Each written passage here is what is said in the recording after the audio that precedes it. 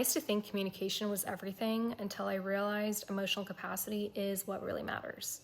So you can communicate how you feel to someone as much as you want, but you can't expect someone to acknowledge how you feel when they've spent most of their life running away from their own emotions. And I think a lot of us end up getting stuck believing that if we can just explain ourselves better, we're finally going to get understood.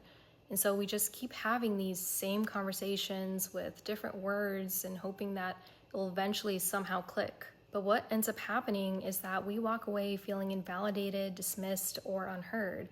And then after a while, we just end up questioning ourselves, wondering if we're asking too much, if our feelings are too much, or if we're somehow failing to communicate what we need.